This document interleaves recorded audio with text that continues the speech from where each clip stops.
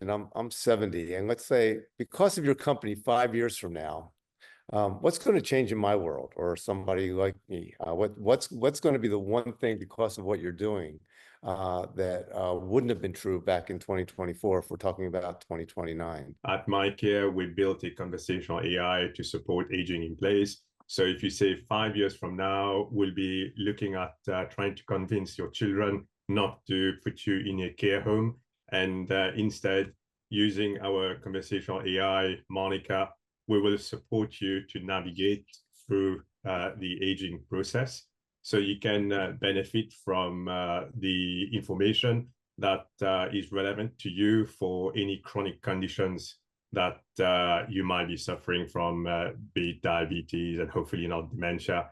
And what we built is able to interact with you, not only monitor you, but give you utility, be a companion, be a friend that you can trust, and guide you through the process of dissecting all the information that you get from the LLMs, but personalize those information for you to make it easy for you to follow, so you can age in place happy and healthy. So my three-part question is, what are you doing within your very innovative spaces to put trust in, and trust being as important as technology?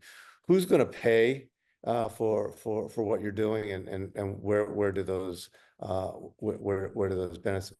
benefits accrue, and how can you make sure that the new technologies aren't just helping Steve Klasko in Miami, but helping Mrs. Jones in North Philadelphia that might not have access to an Oura Ring and Apple Watch and the technologies that you're doing? So for me, three-part question, it's about accessibility, affordability, and ease of use. And those three were core for us by design right from the word go. And before we even developed any hardware or software, we spent years engaging with the key stakeholders, the caregiver and the care recipients, to make sure that what we build is aligned with the older adult, for instance. So we didn't go down the route of a mobile phone, because when we looked at rural Tennessee, the majority of our users didn't even have internet at home. So how do we give health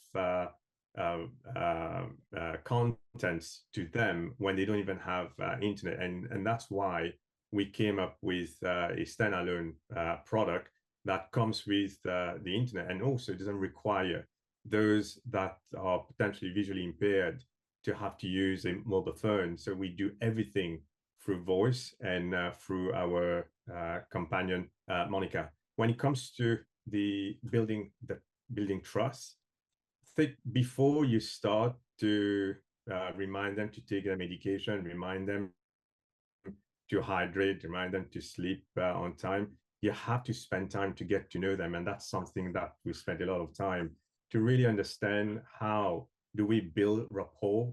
How do we get our AI to ask them simple, basic questions like, can you tell me about your grandchildren? Can you tell me some of your best memories as a teenager?